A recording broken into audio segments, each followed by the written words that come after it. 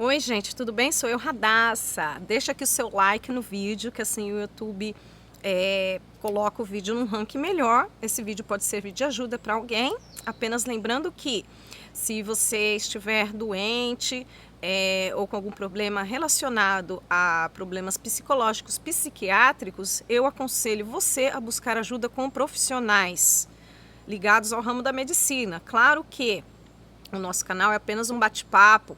A gente pode fazer um tratamento holístico, um tratamento que envolve a cura do corpo e da mente juntos. A gente tenta abstrair aqui juntos a raiz do problema, a gente tenta saber qual é a raiz do problema, mas não abra mão de procurar um profissional, porque junto com o nosso bate-papo, a sua força de vontade e o empenho de um profissional da área da medicina ou psicologia, as chances de cura são elevadas. Então, gente, aqui eu tenho o e-mail de uma moça, vou identificar pela letra S, que é a inicial do nome dela. Me ajude, por favor. Olá, Radassa, venho assistindo seus vídeos e gostei muito. Me chamo fulana de tal e sou casada no civil com meu esposo. Porém, desde que nos casamos, as coisas mudaram entre nós. A gente não se dá bem mais como no namoro. Antes de mim, ele teve um outro relacionamento e essa ex já fez trabalho de magia negra para ele broxar e para amarrá-lo. Porém, desde esse relacionamento, ele se tornou um viciado em pornografia, bebidas alcoólicas e drogas. Eu já pedi por várias vezes para ele parar, mas ele não consegue. Enfim, no nosso namoro, que era muito bom porque eu aceitava tudo e tinha muito pique para curtir com ele, e até gostava porque tudo era novidade para mim, chegou um ponto que eu deixei de gostar de beber e de assistir pornografia com ele, pois hoje isso me incomoda. O que eu faço para acabar com o trabalho de magia negra que ela fez para ele no passado? O que eu faço também para que ele deixe de gostar de pornografia, bebidas e drogas? Me ajude, Radassa. Meu casamento está um inferno. Nós não nos entendemos e brigamos demais. Ele é muito bruto e ignorante comigo, coisa que não era no namoro. Amiga, antes de tudo, namoro é fase de conhecimento. Você já sabia, não é, que ele curtia essas coisas, mas às vezes a mulher é tão carente, tem tanto medo de ficar sozinha, que acaba aceitando, não é? Você aceitou aí bebida. Não, talvez você bebesse socialmente, lógico, não tem nenhum problema a pessoa beber socialmente. E curtir pornografia. Eu acredito assim, que pornografia até certo ponto pode ajudar. Eu não sou 100% contra, que eu não sou falsa moralista. Eu acho que uma pornografia sadia, o que é uma pornografia sadia? É uma coisa que você vê que são dois adultos que estão ali de livre e espontânea vontade, não está envolvendo criança, não está envolvendo animal, não está envolvendo cadáver, tá ótimo, tá? São dois adultos, três, que seja, cada um com seu gosto aí. Eu não tenho nada a ver com a vida de ninguém. Não julgo ninguém, porque cada um tem a sua forma de ver e sentir coisas eróticas. Então isso é formado, a mente erótica é formada já na infância. Então quem somos nós, não é?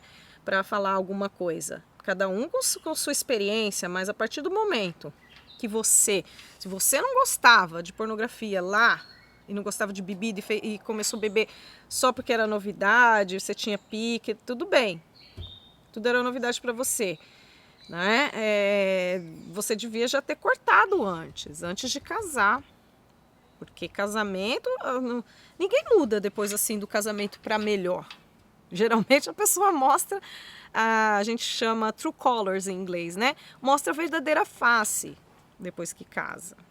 Porque você vai vendo, você vai ter mais horas de convívio do que no namoro. Você estando casada, você vê coisas que você não via no namoro. Então, o namoro é uma fase, sim, para a gente botar limites. Infelizmente, você não conseguiu botar ou não quis botar. Então, agora, aqui, é só com terapia mesmo, para ele deixar de gostar de pornografia, bebida e droga. Agora, esse trabalho aí que foi feito para ele broxar e ficar amarrado, não deu certo, amiga. Não deu certo esse trabalho. Ela pode ter feito. Ele tá com ela? Não. Ele não está com ela. Tá? Ele broxou? Não. Ele casou com você, não casou? Agora, ele já tinha esse comportamento até antes dela, você que não sabe. Porque a pessoa, o vício da pessoa, uma pessoa viciada, ela já tem uma predisposição genética para ser viciada. Já é até às vezes coisa de família. Por isso que você vê muitas pessoas que nasceram em um lar onde os pais usam droga, elas vão usar droga também. Por genética e por costume, pelo ambiente. Então, qual ambiente que o seu marido tinha? Quais os exemplos que o seu marido tinha? Era gente que fumava? Era gente que permitia ele fazer tudo que ele queria? Porque o vício é uma coisa que está dentro da mente do viciado, que faz com que ele busque prazer e cada vez mais ele precisa ter aquele prazer como uma forma de recompensa para ele. Então, por isso que é muito difícil as pessoas largarem vícios, porque você mudar essa estrutura psicológica dentro de uma mente precisa até de medicamentos em alguns casos, principalmente para droga. Eu não vou falar para você, olha, tem uma simpatia aqui para livrar droga. Não, primeiro, quem tem que querer se livrar disso é o seu marido. Não é só você. Você pode dar um apoio para ele. Não adianta nada eu falar para você, ele deixar de gostar de pornografia, eu acho que ele vai conseguir ter um controle. Ok? Bebida e droga, ele vai precisar buscar ajuda nos narcóticos e nos narcóticos e nos alcoólatras anônimos. Porque lá eu acho assim que é o único lugar que eu já vi na minha vida inteira que ainda tem resultado e é acessível para todo mundo. Porque se eu falar para você, você vai ter que internar seu marido numa clínica. Isso você vai, não sei as suas condições financeiras, mas se o seu marido tá afim de sair fora disso, olha, só dele tá afim, talvez ele sozinho consiga. Vai ser uma luta muito difícil, uma briga interna, assim, imensa. Vai ser uma guerra contra ele mesmo. Talvez ele vai ter período de abstinência, você vai estar preparada? Eles têm crise de abstinência. De pornografia também eles têm crise de abstinência. Não pense você que não. Mas eu já vi raríssimos casos de pessoas que tinham esses problemas de vício. Que de uma hora para outra falou, eu não quero mais isso. Eu não sou mais dominado por isso. Aquela cocaína ali, aquele pó branco, é um pó branco. Eu tenho, minha cabeça no lugar. Eu já vi com esses olhos aqui. E eu vi a pessoa falando para ela mesma. E nunca mais essa pessoa usou droga. Não era uma pessoa assim completamente assim super próxima minha, mas ela era uma pessoa conhecida minha. E nunca mais, de fato, ainda é uma pessoa conhecida minha que estudou comigo. E nunca mais essa pessoa usou drogas, eu tenho certeza.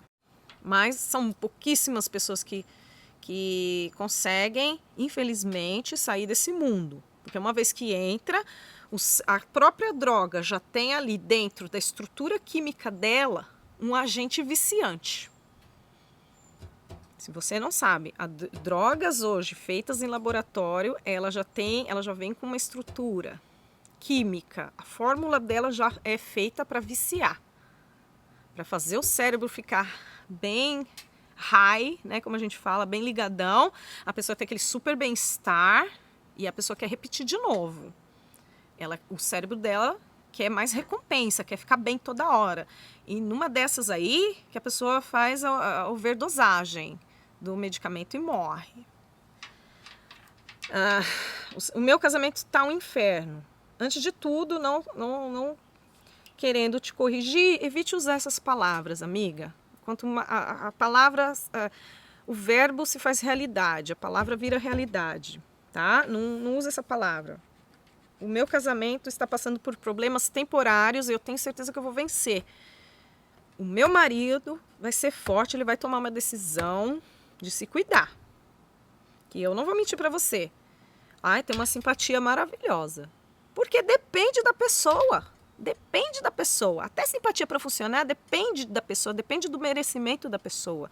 Tem gente que é ruim, que atrasa o lado de todo mundo e quer coisa boa, faz uma simpatia e não consegue. Aí fala que a gente que não ensina direito. Mas não é, tem gente que, poxa, não merece, não está correndo atrás, não está fazendo, não tá fazendo o que precisa ser feito, não está tentando vibrar numa energia legal, mas quer tirar proveito da energia legal do mundo espiritual. E não é assim. O mundo espiritual tem efeito rebote, a pessoa só quer tirar, só venha a nós, vosso reino, nada. Não é? Não, eu não vou mentir para você. Que eu sei que tem terapia, eu já ensinei aí nos vídeos passados, é uma simpatia assim, mas ela envolve terapia, autoafirmação todos os dias, mas isso depende muito da pessoa e tem que ser também levado numa coisa mais coadjuvante.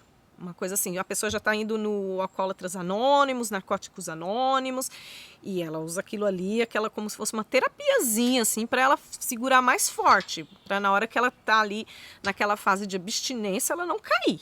É isso que eu tenho, isso que você pode procurar nos vídeos mais antigos meus. Mas, amiga, aqui, eu já falo para você, esse trabalho aí não pegou nele, não. Não pegou.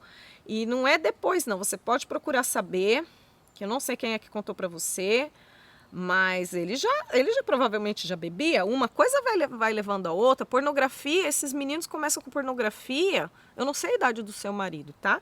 Esses rapazes começam com pornografia desde quando eles têm acesso com a internet. Não adianta falar que não. Eu tive alunos meus, crianças com 6 anos com autismo que já estavam viciadas em pornografia. Aqui nos Estados Unidos eu tive um aluno que tinha esse problema, lá em Nova York, né? Há 2 anos atrás. Por que ele começou a ter acesso a esse tipo de coisa? Porque o irmão dele, com 14 anos, acessava e deixava lá no browser. E o menino ia lá e ele manjava de internet, viu? Ele não sabia ler nem escrever, mas ele não sabia escrever assim, com lápis. Mas ele sabia digitar palavras todas relacionadas com sexo. Era uma coisa horrorosa. Foi a coisa mais horrível que eu já vi, assim, em termos de pornografia em idade, assim, de criança. Porque ele tinha acabado de completar 6 anos. Viciado. E o menino não tinha nem o corpo formado. Ele ainda usava fraldas, porque ele não aprendeu naquela época ele não havia aprendido nem usar o banheiro, o toalete da forma que deveria. E foi um trabalho de abelhinha, junto com terapeuta, com psicóloga, com psiquiatra, com a mãe dele. A mãe dele não queria ajudar, porque ela trabalhava, ela falava que não tinha tempo, ela tirava o corpo fora. Nós fizemos uma reunião, chamamos a mãe dele, você vai ter que participar. Você é responsável por ele. E também convocamos o outro irmão dele, porque também já estava ficando viciado. Amiga, tem que fazer uma intervenção. Ou você chega no seu marido e conversa, olha aqui, você precisa de um tratamento, amor. Você precisa tomar uma decisão. Isso não está deixando a nossa vida ir para frente. Excesso de... Olha, tudo que a pessoa não sabe usar e em excesso vira veneno. Tá? Olha, então você tem que chegar e conversar com ele. Eu não sei por que as mulheres têm tanto medo de conversar com o marido. Parece que vocês têm medo do homem deixar vocês. Que deixe, que vocês vão arrumar coisa melhor. Um homem que não quer melhorar na vida, não quer melhorar o relacionamento, merece ficar casado com vocês? Merece. Eu vejo mais medo em muitas mulheres de ficarem sozinhas do que elas confrontarem um problema com educação. Você chega no seu marido com educação, no momento em que ele está bem. De preferência no momento que você vai se sentir segura, no momento que você sabe que ele não vai surtar, que ele não vai pegar Deus livre e guarda, uma faca ou vai ficar agressivo com você, que você está falando que ele é muito bruto e ignorante com você. Se ele é bruto e ignorante, amiga, você quer salvar esse casamento? Eu entendo você, eu entendo totalmente que você queira salvar o seu casamento. Mas para você salvar o seu casamento, você precisa da parte dele também querer salvar o seu casamento. Você sozinha não consegue salvar o seu casamento, porque vocês estão em 2 pessoas nesse casamento. Você não casou sozinha. Você não é salvadora do mundo. Você não é Jesus Cristo para ir para uma cruz salvar uma pessoa que não está afim. Desculpa a comparação, mas é isso. As pessoas acham que elas têm que pagar, elas têm que salvar todo mundo. Você só salva alguém que está afim.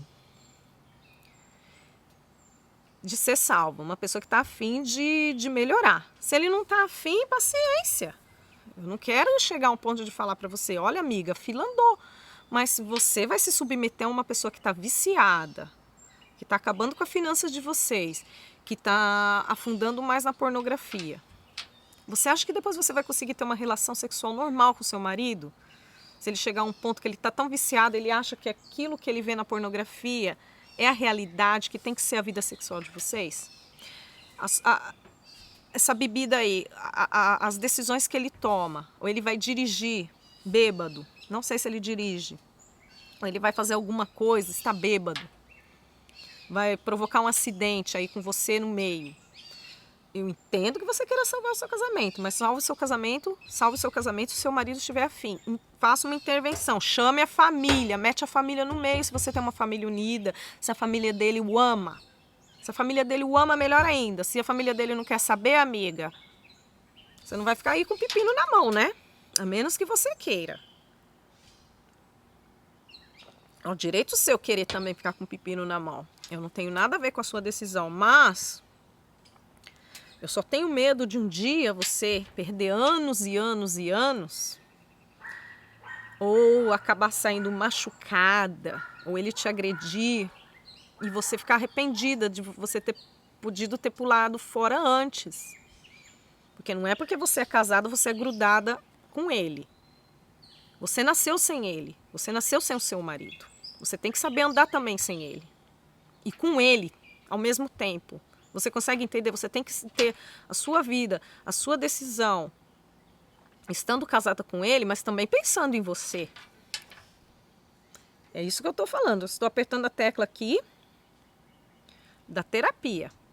Ele tomar uma decisão. Ele não quer, ele tem uma família que o ama, fazer uma intervenção, reúna a família dele, explica o problema de forma respeitosa, que você mostre que você está preocupada, que não é birra, tá? Não deixe, né, assim, nada seu, assim, vamos dizer, sua opinião subjetiva. Seja bem objetiva. Bem objetiva. Se você acha que não vai ter futuro e que ele precisa de um tratamento, reúna aí essa família, converse com ele, numa boa. Se ele ficar agressivo com você, amiga, você não vai apanhar dele, não. Você está querendo ajudar, ele não quer, você está estendendo a mão, ele não quer a sua mão, ele não quer ajuda. Cuida de você. Não se submeta. Não se submeta a apanhar, a virar capacho de um homem desse. Tá? Se ele quer ajuda, isso daí tá para mim, tá 50%, 50%. Que ele pode querer ajuda sim. Mas tem 50% aqui falando também, tá bem empatado. O que vai depender é o seu poder de persuasão. Tá na sua mão resolver. A mulher tem um encargo espiritual muito grande na família. A mulher consegue atrair muita coisa boa a partir da espiritualidade dela, do poder de persuasão, da fé e da benevolência. Você acaba protegendo e blindando seu casamento. Agora, você fica falando, é um inferno, tá tudo um inferno. Não usa essa palavra. Não usa essa palavra. Jamais se refira ao seu casamento assim. Se refira, como eu já te falei, que você está passando por problemas temporários e com a força divina, com fé, seu marido vai aceitar esse tratamento. E boa sorte para vocês. Eu espero que daqui mais um mês, 2, você já tenha uma resposta bem positiva. Eu vou orar por vocês e eu tenho muita fé que você vai encontrar essa coragem que você precisa, essa determinação. Então, salve o seu casamento sim, mas se o seu marido não quiser, amiga, ó, sebo nas canelas, tá? É verdade, não fique aí não. Um país onde o feminicídio é alarmante, não faça papel de boba, seja inteligente, tá bom? Um grande beijo e que a luz e que o poder, a glória e a vitória estejam com você. Que esses vícios malditos caiam por terra, que o seu marido se reerga, que o seu marido tenha força de vontade, que o seu marido encontre força na luz, que os espíritos benevolentes e de cura o auxiliem agora, que você obtenha sabedoria a partir de Deus, que Deus coloque as palavras boas na sua boca para você convencer o seu marido a se curar, a se tratar. Assim é e assim será. Gratidão.